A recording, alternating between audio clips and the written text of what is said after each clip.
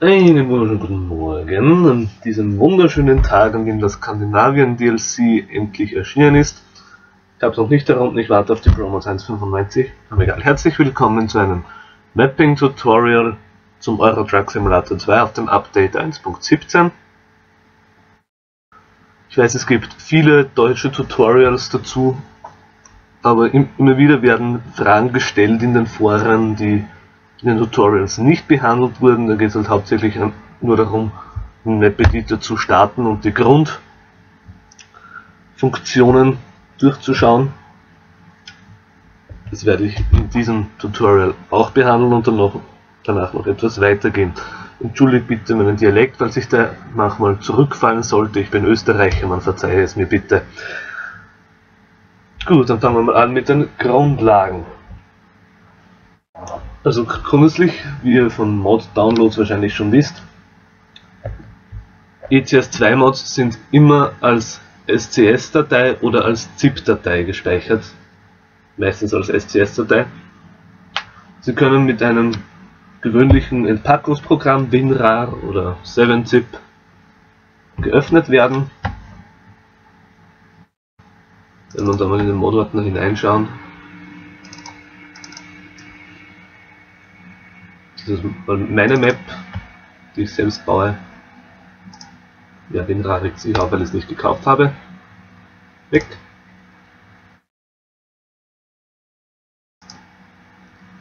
Ja, dann lässt sich das einfach so öffnen und dann haben wir hier die Ordnerstruktur.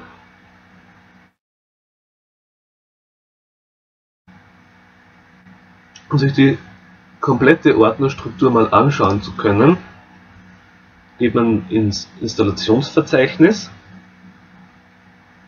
Also ich habe gleich die Verknüpfung zum Steam-Verzeichnis geöffnet, also hier abgelegt. Wenn ihr nicht Steam habt, ist einfach im Programme Euro Truck Simulator 2. Und hier haben wir zahlreiche SCS-Dateien, kommt halt darauf an, wie viele DLCs ihr habt. Und diese SCS-Dateien kann man nicht mit einem Entpackungsprogramm öffnen, man braucht dafür von SCS-Software einen eigenen SCS-Extractor.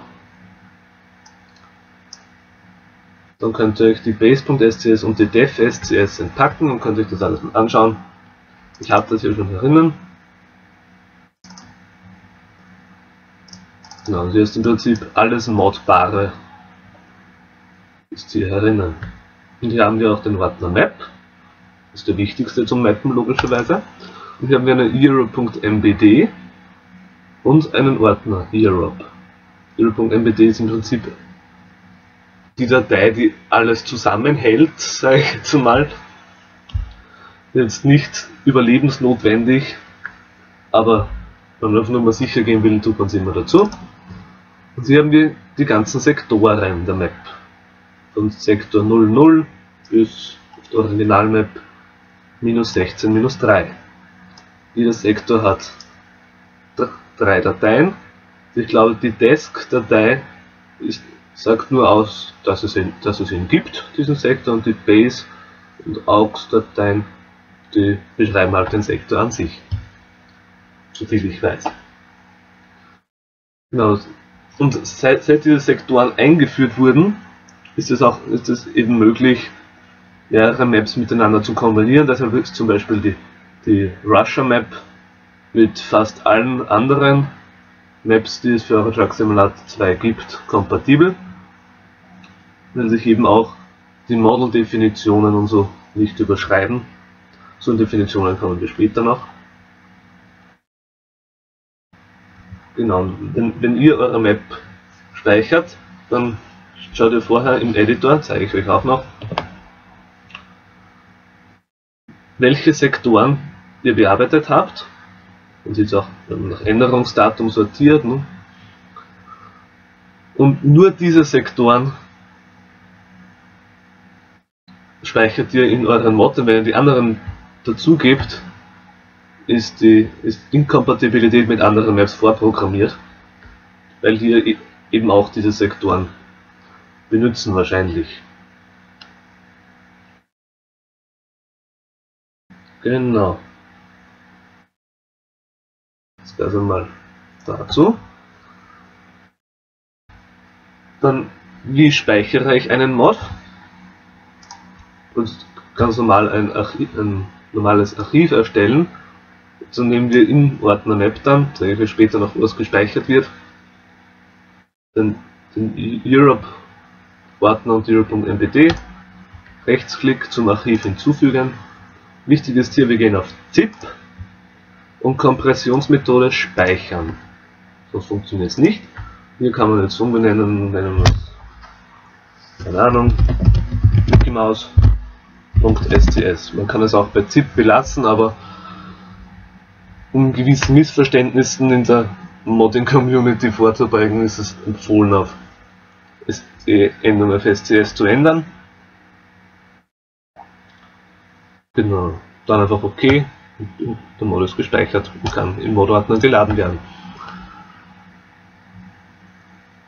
Gut. Dann fangen wir mal an, den Map Editor überhaupt zu aktivieren. Also der Map Editor ist kein eigenes Programm, das extra heruntergeladen wird, wie vielleicht manche vermuten, sondern der Map Editor ist im Spiel schon enthalten, er muss nur aktiviert werden. Dazu gehen wir auch erst in das Installationsverzeichnis und erstellen wir den Ordner Base. Und in diesem Ordner, den Ordner Map, der Home, der wird dann extra vom Spiel erstellt, keine Ahnung was das soll, da ist irgendwas vom Editor, Content Browser drinnen.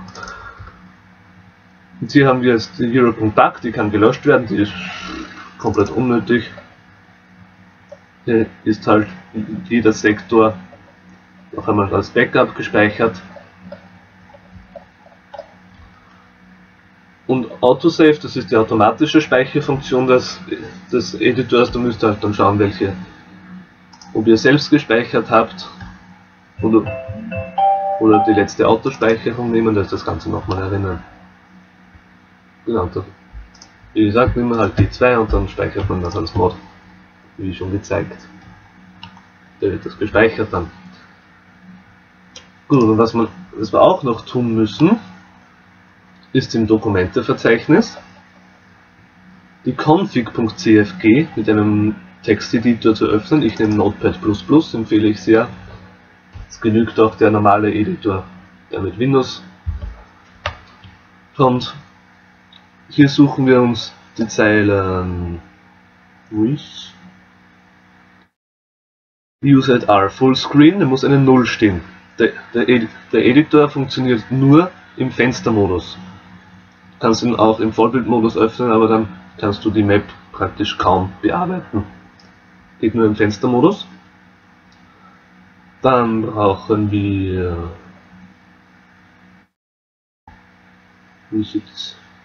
USFG Developer, da muss eine 1 stehen.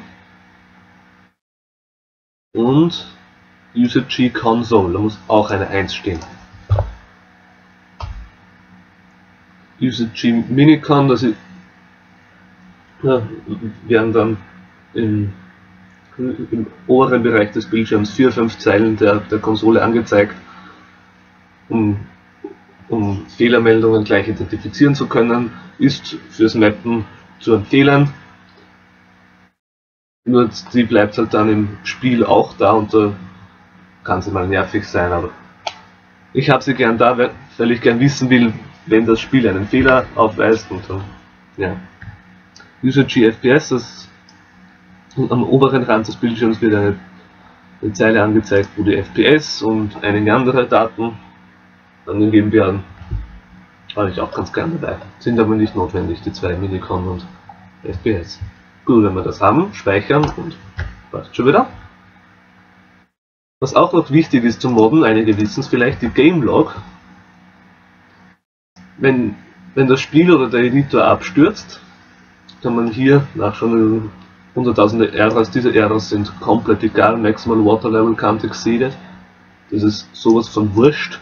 Diese Errors entstehen auch auf der Original-Map. Aber hier zum Beispiel, dieser Error, da fehlt ein Overlay, zeige ich euch dann später, was das ist. Hat er nicht öffnen können und manchmal führen halt gewisse Errors auch zum Absturz und dann kann man hier nachsehen, warum. das Spiel abgestürzt ist. Genau. Gut, wenn wir das alles eingestellt haben. Wichtig ist auch noch, der Mod-Ordner muss zum Mappen leer sein. Er darf nur die Mods enthalten, die für die Map notwendig sind, für die Map selbst. Also Traffic Mods, Lighting Mods, alles mögliche, alles raus, weil sonst kann es sehr schnell passieren, dass der Editor abstürzt. Alles raus, was nicht für die Map an sich notwendig ist. Und dann können wir das Spiel starten.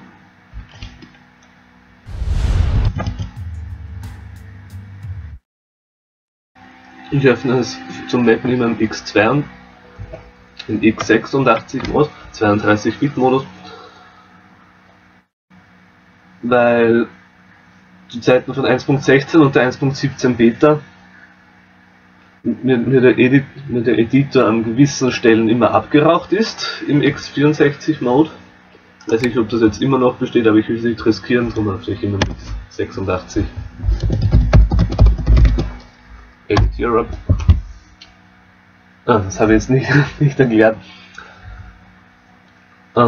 Die Taste neben der 1, also dieses Zirkumflex mit dem Gradzeichen, die drückt ihr, wenn wir hier im Menü angekommen sind, und dann erscheint hier die Konsole und da geben wir Edit Europe ein. Das geht hier nach der englischen Tastatur, für Edit Europe ist das egal, aber für gewisse andere Befehle muss man halt dann berücksichtigen, dass zum Beispiel Z und Y vertauscht ist. Genau, dann geben wir Edit Europe ein und drücken Enter und dann wird die Map geladen in den Editor. Da haben wir schon den ersten Error hier. Model Lamp Tollgate. Ja, kann nicht so schlimm sein, ist nicht abgekürzt.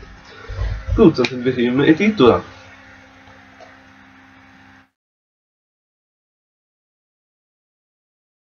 Gut.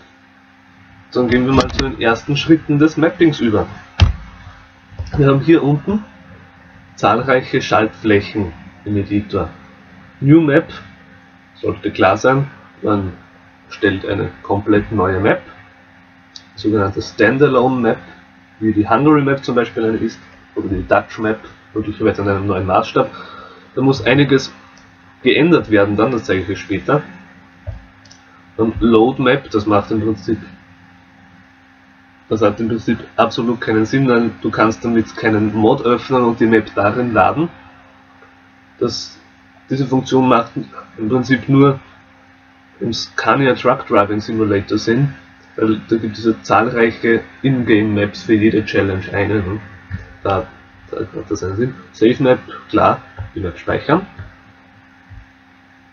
Check Map, weiß ich ehrlich gesagt nicht, braucht man nicht. Segment Cache genauso wenig. Run Map klingt recht praktisch, ist aber verbuggt. Also das nicht benutzen.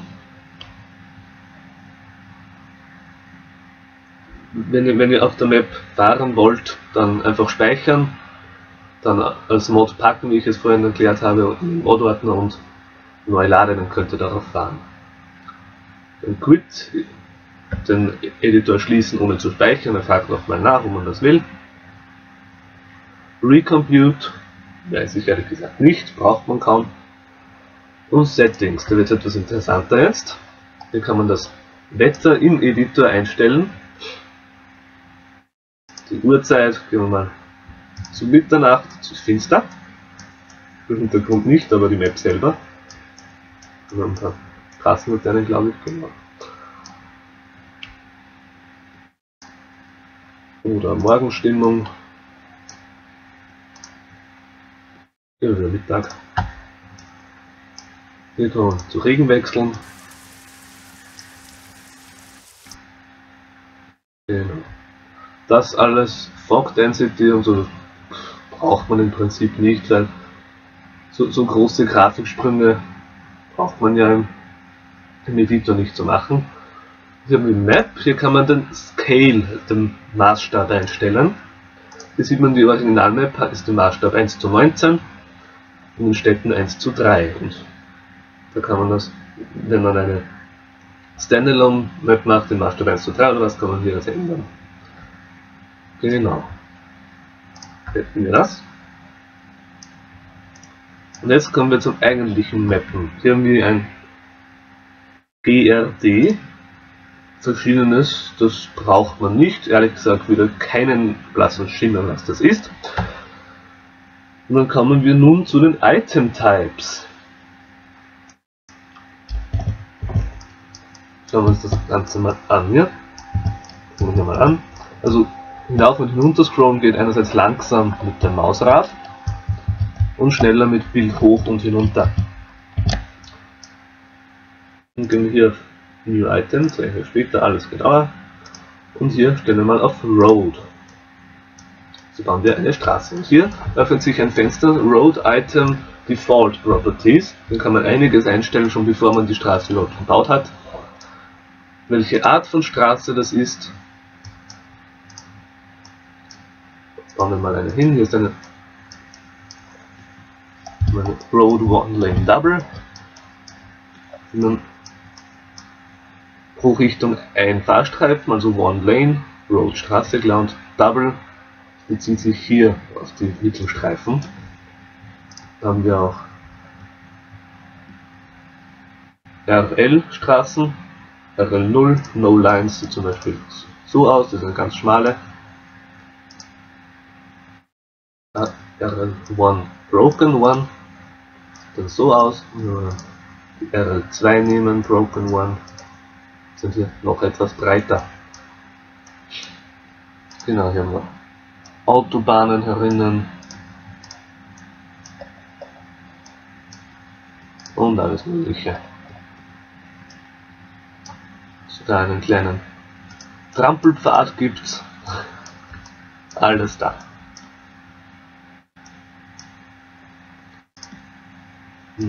Stellen wir mal so auf eine Schnellstraße ein. Dann mit Road Shader. Das ist der Straßenbelag. Wir haben unzählige Asphaltarten. Asphalt 0. So ein hellerer. So ein bisschen dunkler mit einer strichlierten Außenlinie. Falsch. So alles mögliche. Schnee gibt es hier auch, glaube ich. Asphalt Snow, genau.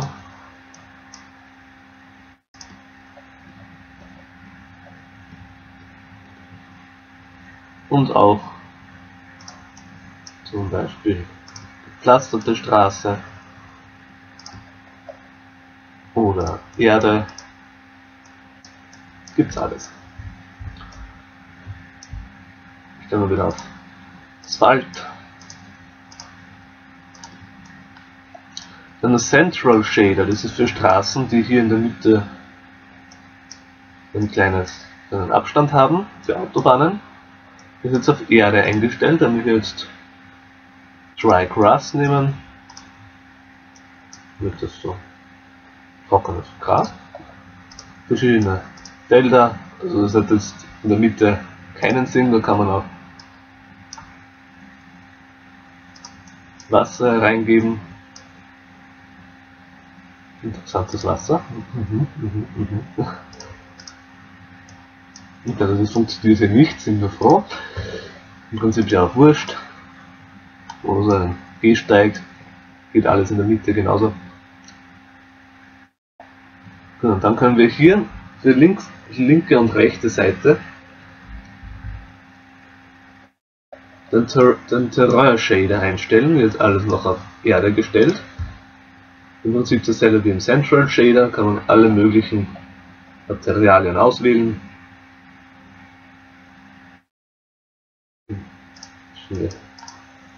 Verschiedene Grassorten,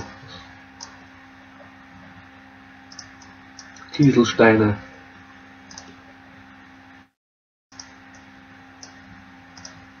Gehsteig, ein breiter Gehsteig. Mit noch Wasser. Ach, das ist ein Streifen hier. Okay. Gleich für die rechte Seite. Und hier haben wir Sidewalk. Das geht jetzt noch nicht. Hier müssen wir hier oben beim Type zu City Road wechseln.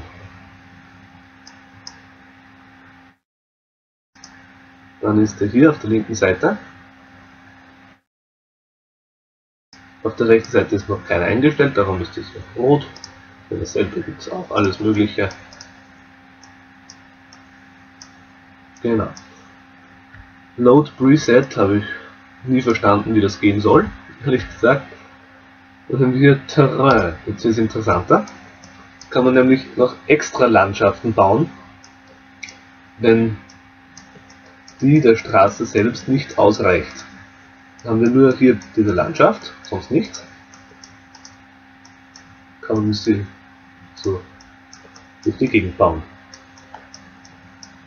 Und hier können wir alles verändern. Wie gewohnt. Genau. Haben wir schon ganz schön herumgebaut hier, durchs Meer. Dann gehen wir zu Prefabs. Prefabs sind im Prinzip alle Straßenverläufe, die sich nicht mit der normalen Road-Funktion erstellen lassen. Also jegliche Art von Kreuzungen, Kreisverkehren, Autobahnabfahrten, Firmengelände, Garagen, Werkstätten, einfach alles befahrbare, also in der Performance-Sektion alles mögliche ist hier drinnen, Fähren, alles befahrbare einfach. Genau. Und so aus. Und das Besondere daran ist, wir sehen hier bei den Straßen, wir haben immer einen roten Punkt und einen grünen Punkt, und wenn man einen grünen Punkt weiterbaut, wird er auch zu einem roten Punkt. Der rote Punkt beschreibt immer das Item, das man gerade besetzt hat. Das heißt, dieser rote Punkt beschreibt in Richtung des blauen Striches diesen Straßenabschnitt, diesen, wenn ich hier, genau. Und am Ende ist ein grüner Punkt. Und gleichfarbige Punkte lassen sich niemals verbinden. Es muss immer rot und grün zusammen sein. Außer bei Prefabs, denn wir sehen hier, das Prefab hat in diesem Fall drei Ansatzpunkte und braucht aber nur einen roten Punkt, also die Punkte heißen Nodes, hat aber nur ein rotes Node, logischerweise, das es beschreibt, die anderen sind alle grün. Und das wäre jetzt blöd, wenn ich da keine grüne Straße dran bauen könnte. Machen wir kurz eine Straße.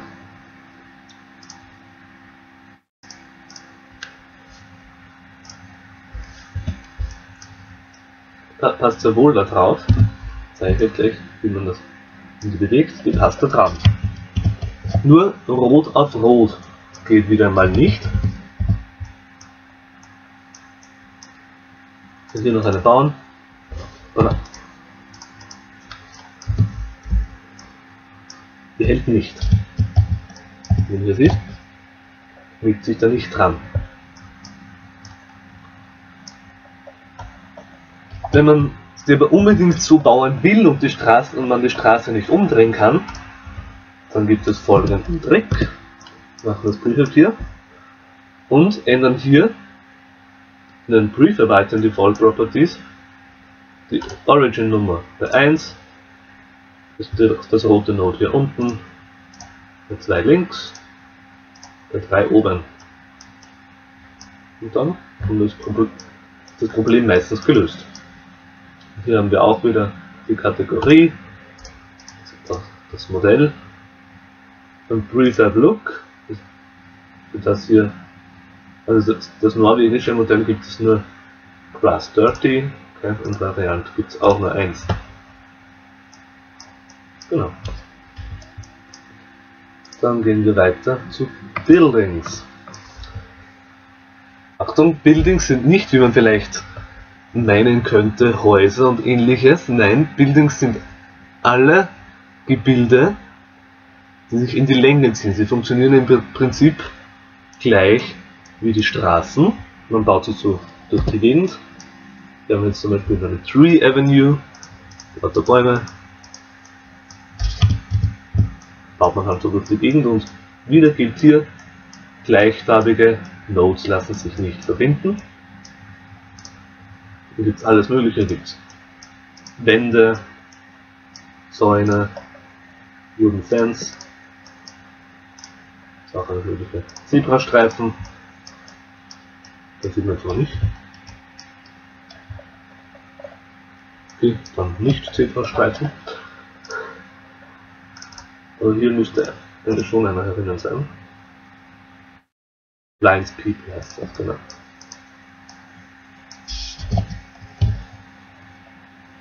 Sieht man einfach nicht. Okay.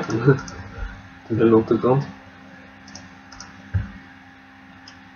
Oder auch, was sich hier auch findet, sind diese Sperren der Kreuzungen. Die heißt Dead End und die mit den Pfeilen heißt Direction Blocker. Genau. Das waren die Buildings. Dann als nächstes kommen Models. Hier findet sich jedes Gebilde, das sich nicht in die Länge ziehen lässt. Also Häuser, Felsen, auch wieder alles Mögliche dabei. Gehen wir mal durch. Davon gibt es ja unzählige, gibt es Häuser, Menschen, alles Mögliche. Gibt es auch unsere Kategorien. Und wir sehen, die Liste ist ziemlich lang. Kann man einfach mal durchschauen, was es alles gibt.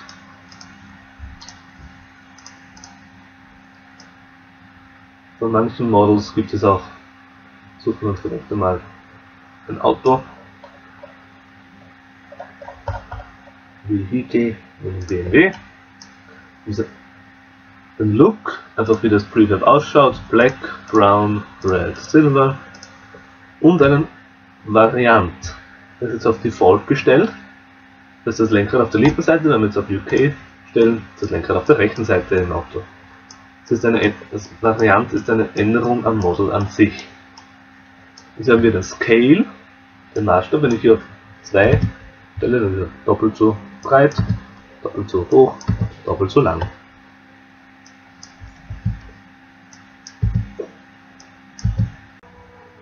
Gut, das waren die Models. Dann gehen wir weiter zu den Signs, also Schilder. Gibt es zwei verschiedene Arten von Schilder. Wenn wir jetzt hergehen, wir sehen hier in den Kategorien einmal Signs Österreich und Signs Österreich Navigation. Logisch, Navigation sind Navigationsschilder, aber die muss man ja auch verändern können. Wir haben zwei verschiedene Arten von Schilder. Hier sind noch einige andere Schilder. So, hier zum Beispiel sind die Ortsschilder herinnen und alles Mögliche. Dann Reflective Posts, das sind die Rückstrahler am Straßenrand, die sind auch bei den Signs herinnen. Und hier zum Beispiel, wir sind hier in Italien, gehen wir Signs Italy.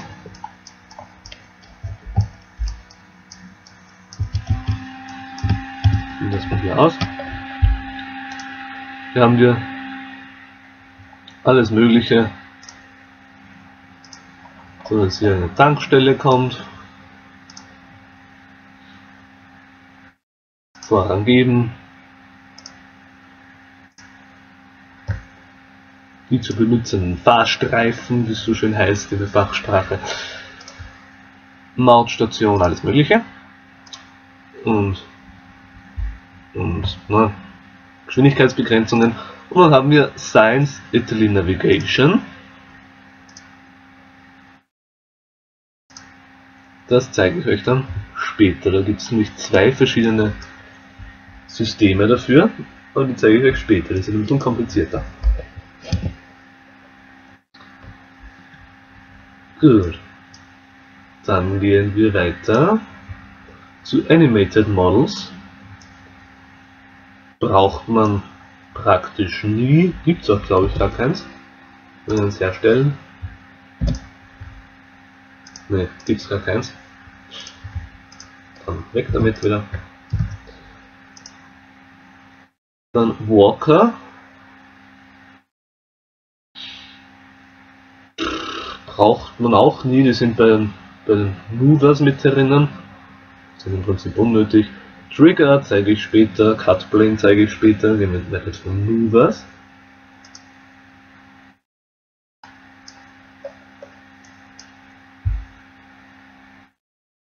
Wenn ich jetzt eine herstelle, dann ist bei Default ein Heißluftballon, ein roter. Wenn wir uns das mal anschauen, hier gibt es auch wieder die verschiedensten Arten und Züge. Hier geht es natürlich falsch herum und er fängt wieder von vorne an. Hier kann man die Geschwindigkeit einstellen, ist doppelt so schnell. Active during day, active during night, für Tag und Nacht aktiv, bounce at end, jetzt dreht er wieder um. Heißt das. Genau.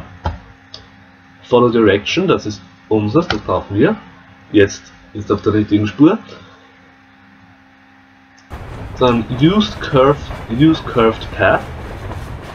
Das ist, wenn man da mehrere Nodes hintereinander hat, dass die nicht so um die Ecken sich herumbeamt, sondern eine Kurve macht.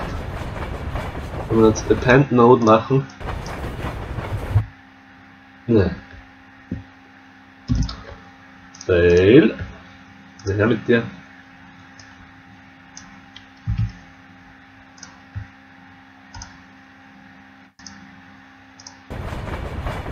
Jetzt rüberschieben, dann klack, macht ihr so eine Ecke herein und das geht natürlich nicht. So machen wir Use Curved Path. So haben wir jetzt unsere, wir sehen schon, er macht so leichte Kurven, dass es nicht so eckt. Das sieht doch gleich viel besser aus. Und Water Reflection, das brauchen wir, wenn der Zug über eine Brücke fährt oder so, dass er auch im Wasser reflektiert wird, aber das brauchen wir nur dann, ansonsten saugt er ziemlich an der Performance. Wenn wir das einschalten, dann sind hier so Wellen drüber,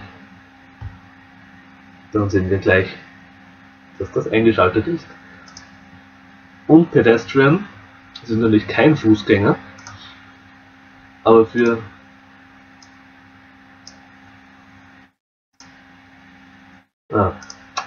allgemein.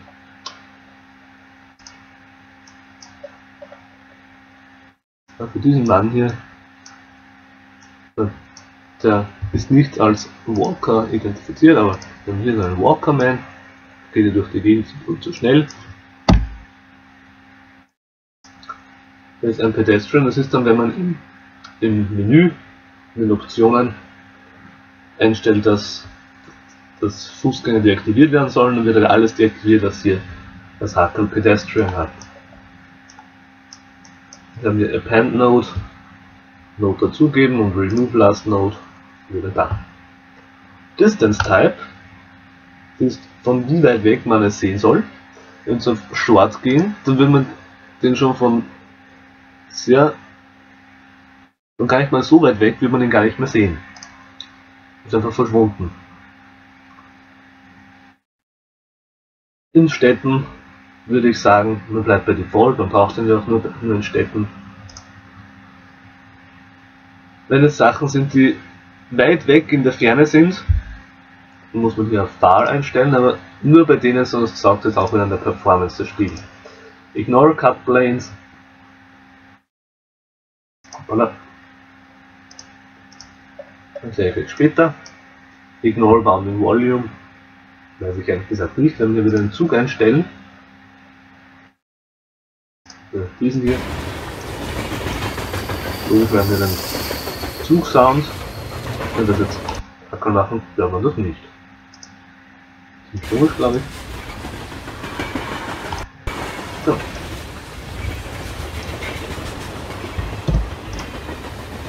Dann City zeige ich euch später, no Weather Area zeige ich euch später. Hinge, also wie gesagt, keine Ahnung was das ist, braucht man nicht.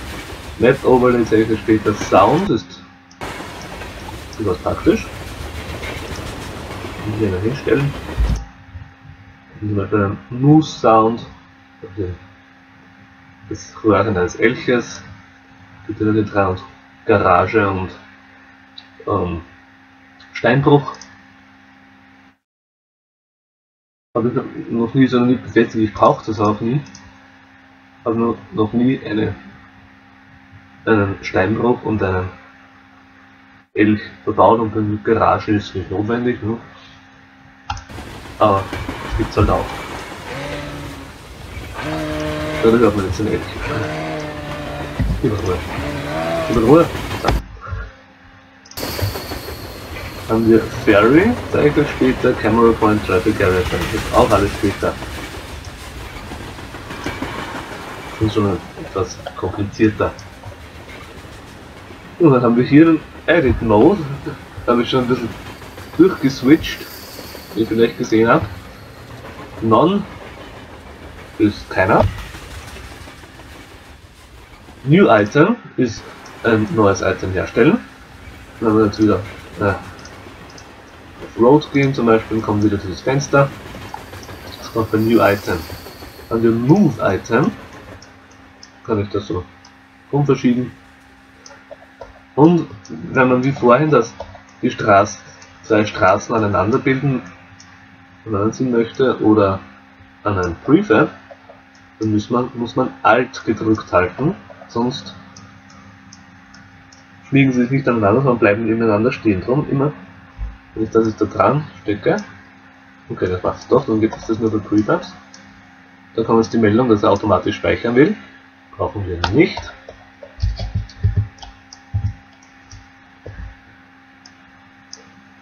Und wenn wir jetzt hier sind zum Beispiel, wird das nicht rangehen. Okay, geht doch. Manchmal geht es, manchmal nicht. Wenn es nicht geht, einfach Alt dazu gedrückt halten. Dann geht es 100%ig, wenn ihr die richtigen Nodes aneinander legt. Dann haben wir Delete, logisch, löschen. Dann haben wir Item Properties, jetzt wird es erst richtig spannend. Das sind die Eigenschaften der einzelnen Items. Wenn man hier die Road Item Properties durchschauen, ist um einiges größer als die Item Default Properties. Hier haben wir auch wieder Road Type, Material, Center, Material Vegetation. Hier haben wir den Distance Type, den ich euch schon gezeigt habe. Hier können wir wieder zwischen Road, City Road und Terrain wechseln. Und hier, High Poly Road ist etwas sehr Wichtiges, wenn man Kurven baut. Und sie so leichte Ecken drin haben. Man sieht es hier ganz leicht. Es sind leichte Ecken drin, wenn ich das einschalte. Ich mache es vielleicht ein bisschen mehr.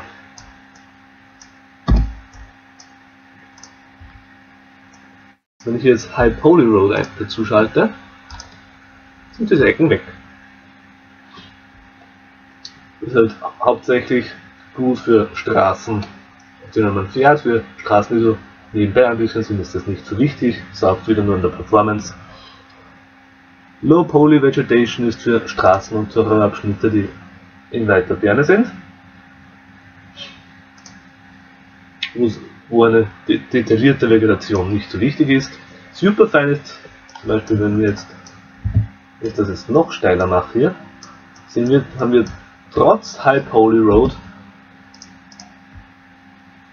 so habt ihr das ausgeschaltet, haben wir immer noch leichte Ecken herinnen. Können wir Superfine gehen. Also wirklich nur im extremsten Falle.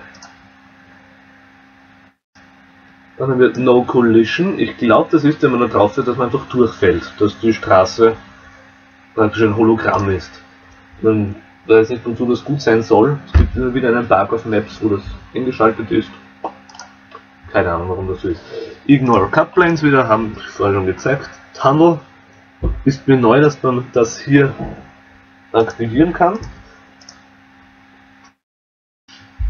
Ich habe das immer anders gemacht, zeige ich euch gleich. Show in UI Map.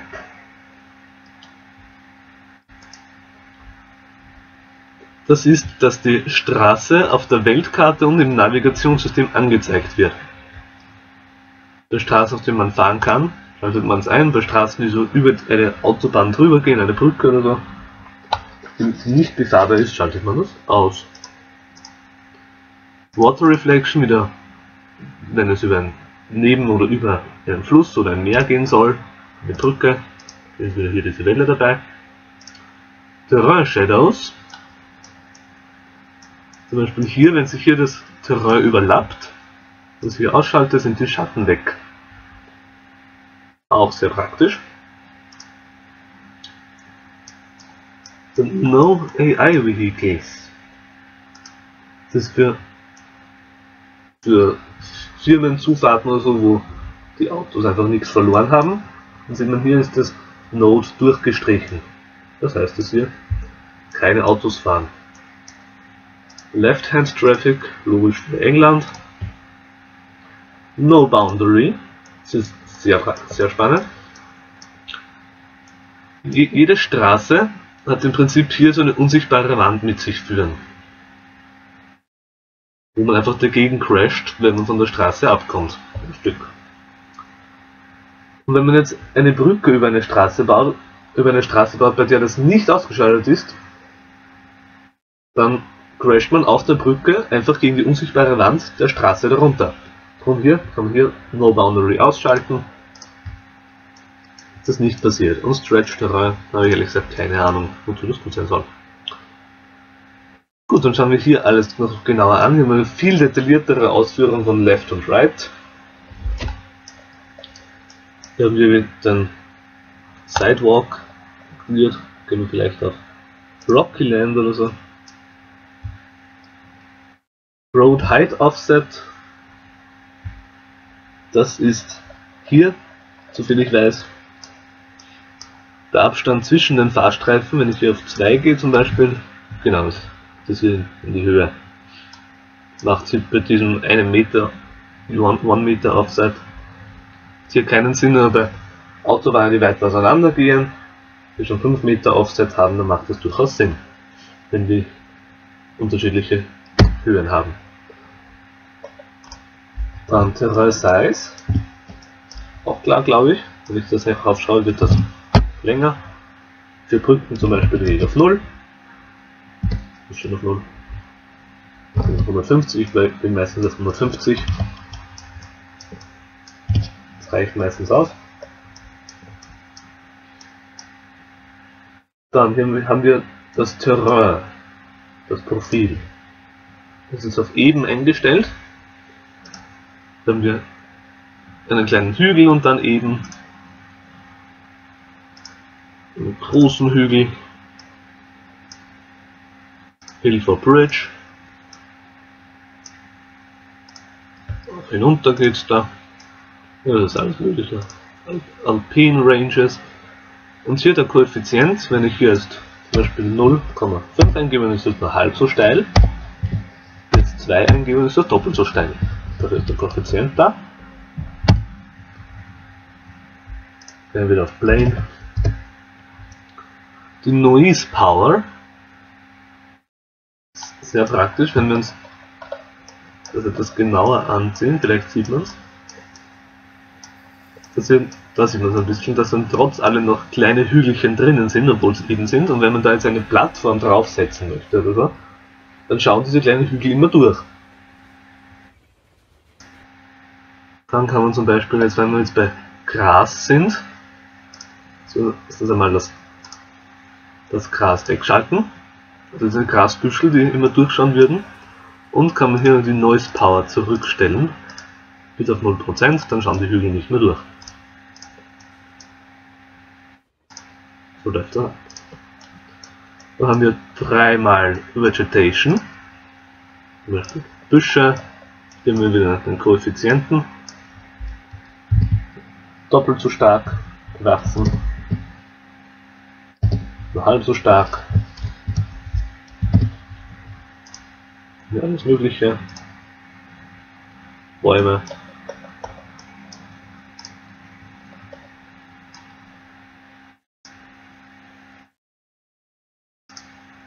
Und Kiefern. Alle möglichen Sorten von Vegetation. Wenn ich hier auf Low Poly Vegetation stelle, dann sind das nur so zweidimensionale Gebilde. Für Landschaften, die weiter weg sind, wo es egal ist.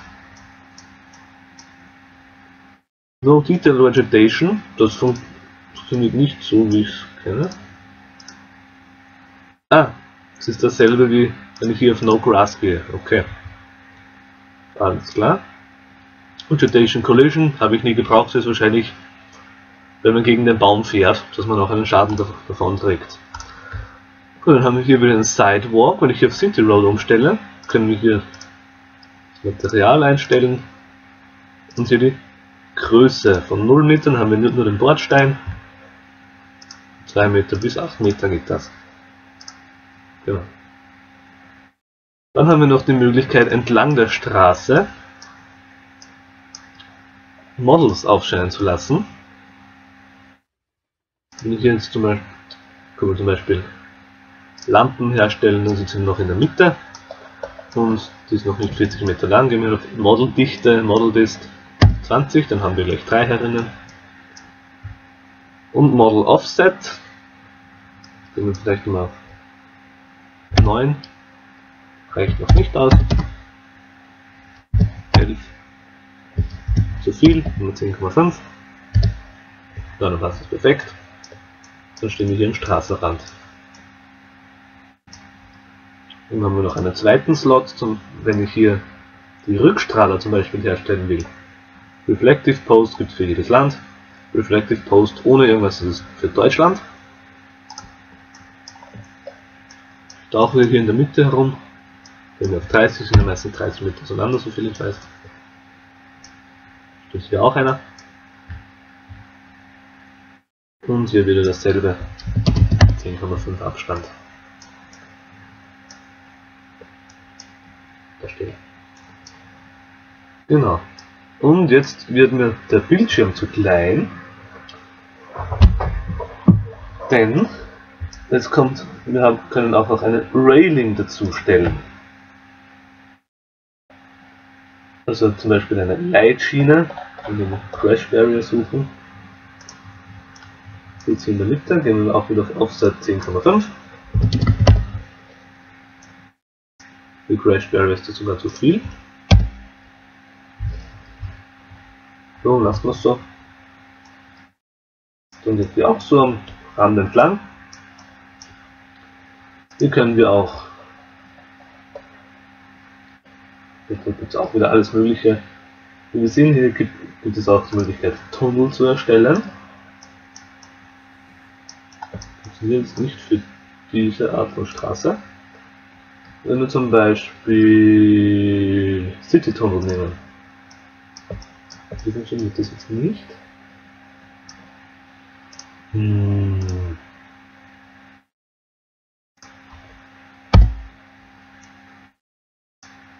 Warum du nicht gehst?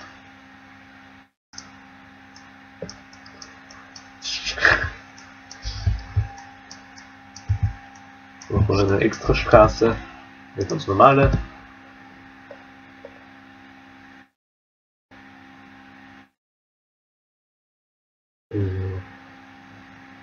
L2. So. Properties.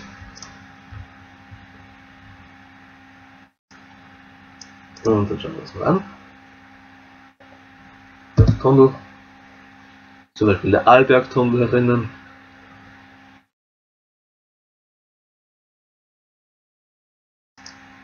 Hier haben wir jetzt einen Tunnel, der genau passt dafür.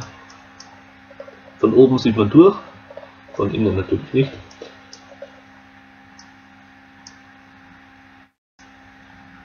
Hier den Tunnel da innen da. Genau.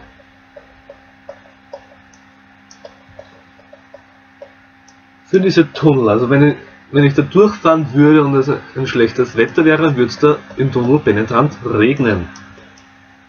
Darum müssen wir über den Tunnel eine No-Weather Area erstellen, die habe ich vorhin versprochen, dass wir die noch durchmachen, zeige ich euch auch später noch, wenn ich sage. Die müssen wir hier darüber erstellen, und wenn man einen Tunnel unter einer anderen Straße durchführen will, dann legt man die No-Weather Area einfach dazwischen, dann ist auf der Straße darüber regnet es, im Tunnel nicht. Genau, dafür ist die No-Weather Area da und Was ich auch noch machen kann, ist eine Brücke. Für spezielle Brücken gibt es auch Prefabs, wie zum Beispiel die Öresundbrücke und was weiß ich noch alles. Eine ganz normale Brücke gibt es hier als Railing. Muss ich hier auf 0 stellen.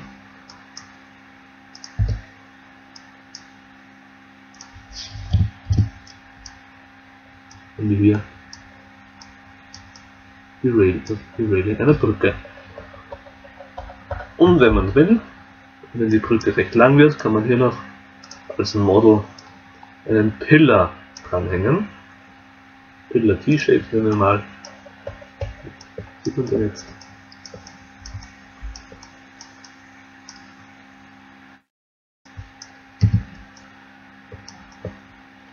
Da sieht man es. Sind die Pillars dran. Also die Säulen für die Brücke.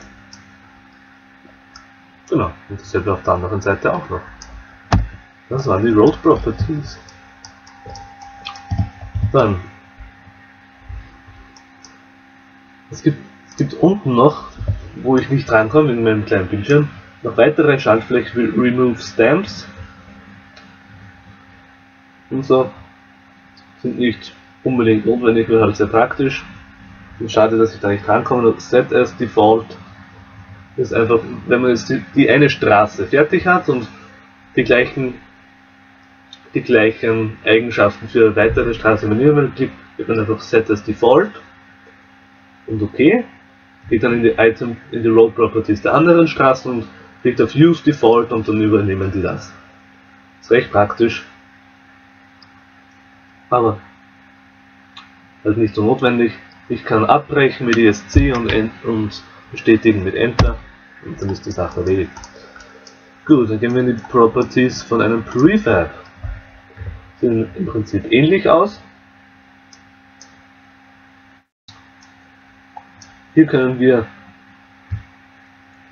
also ist das alles auf 0 gestellt, trotzdem ist hier etwas dieser.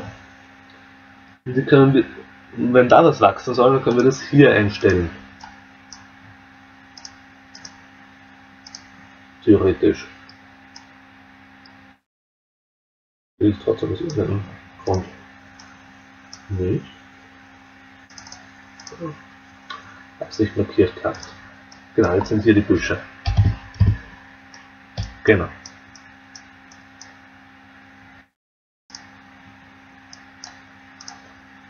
Wenn ich hier jetzt da dran hänge, und hier zum Beispiel 10 Meter Erde dran. Ja, und hier wird dasselbe, das Profil, Größe und die Vegetation. Hier wieder No Boundary, wie bei den Straßen, Left-Hand Traffic für England. Es gibt aber eigene Prefabs für England, damit man das nicht extra aktivieren muss. No AI Vehicles, wieder Tunnel, No Activation. Jetzt, dass wir einfach nicht aktiviert sind, keine Ahnung, braucht man nicht Ignore Cutplanes wieder. Dann schon Water Reflection wieder. Terrain Shadows, wieder dasselbe mit dem Schatten des Terrains. Ne? Ferry Entrance, Fähren mache ich später noch genauer. Dann, es gibt eigene Prefabs für Staatsgrenzen, kann man hier das aktivieren. State Border, No Detail Vegetation wieder, Show in UI Map. Kann man auch Use Semaphores, also Ampeln benutzen für Kreuzungen und Low Poly Vegetation wieder. Dann hier ist die Y-Rotation angegeben, also jetzt auf 90K, 89,99999, selber wie 90, 95, also stärker gekrümmt. Das Distance Type wieder. Ja, und hier sehen wir es auch, ein Prefab Signs. Damit man nicht darauf jedes Schild extra platzieren muss, setzt man einfach mal hier drauf und sind alle Schilder, die für dieses Prefab notwendig sind, drauf.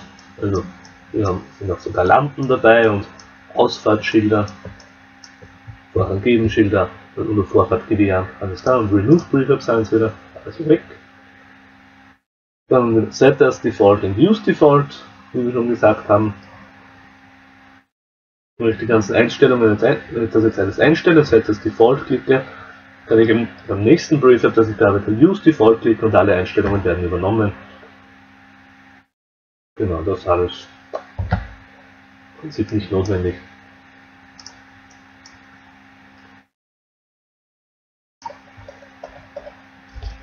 Gut, die Properties von einem Building, die sind nicht besonders.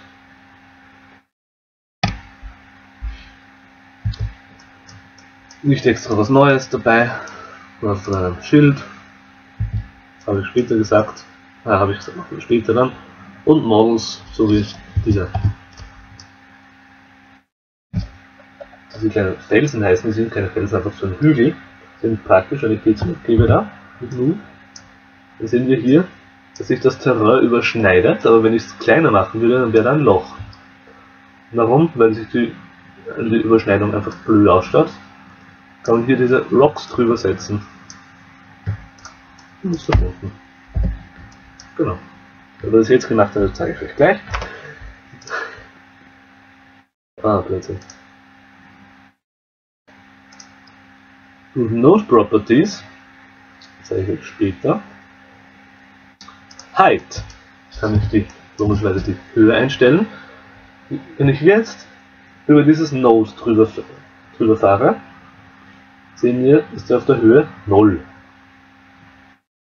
Wenn ich ein Item platzieren möchte in derselben Höhe wie ein anderes, jetzt ein neues Item mache, wäre das auch auf der Höhe 0. Wenn ich das da dran in derselben Höhe wie das machen möchte, fahre ich einfach kurz über das Node von diesem, kann man dran bauen und wir sind auf derselben Höhe, 14,13, 14,13. Genau. Wenn ich es manuell ändern möchte, einfach auf Height draufklicken, mit gedrückter Maustaste nach oben oder nach unten ziehen, geht in den Minusbereich. Wir sind hier halt auf Meeresspiegel, wir sind ja schließlich in Italien am Meer. Dann Play Start, das braucht man für RunMap, aber es ist da verbuggt, darum mache ich das nicht durch. Rotate X, das Rotieren geht nur für Gebilde, die nicht in die Länge gezogen sind, also nicht für Straßen und Buildings. Für Models, Science und Prefabs geht es, für Mover glaube ich auch, oder? Ja, für Mover geht es auch. Bei Rotate X stellen wir mal kurz ein Model hin, ein BMW von vorhin. Jetzt auf Rotate X gehe, dreht es sich so herum. Rotate Y, Rotate Y, so herum, Rotate Z, so herum. Genau. Import braucht man nicht, Brush, jetzt wird's spannend. Einfach so Brush drücken bringt 0. Brush heißt, wie zum Beispiel, wie ich es hier gemacht habe, auf ein bestehendes Material ein anderes dran zu fügen. Kann ich vorher die gewünschten Straßenabschnitte in Non-Modus mit Steuerung alle markieren oder so kurz drüber ziehen, alles markieren. Das funktioniert nur bei Straßen, bei Prefabs leider nicht. Gehe ich auf Brush, kann hier die Größe auswählen, wir haben ein Handy wieder. With Transition heißt, hier ist ein weicher Übergang zwischen den Materialien. Hier habe ich ein Sharpest genommen, das sieht man hier, kein Übergang, ganz genau abgegrenzt. Und jetzt hergehen, jetzt auf Dirt gestellt, auf Dirty Grass. Das ist so abgeschnitten, wenn ich with Transition gehe. Dann haben wir einen weichen Übergang. Genau.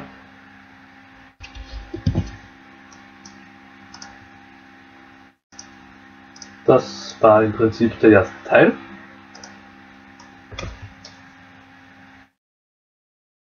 Von den ersten Schritten des Map-Editors, in das fortgeschrittene Mapping und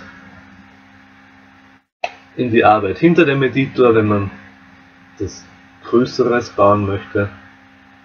Dazu komme ich in einem weiteren Teil.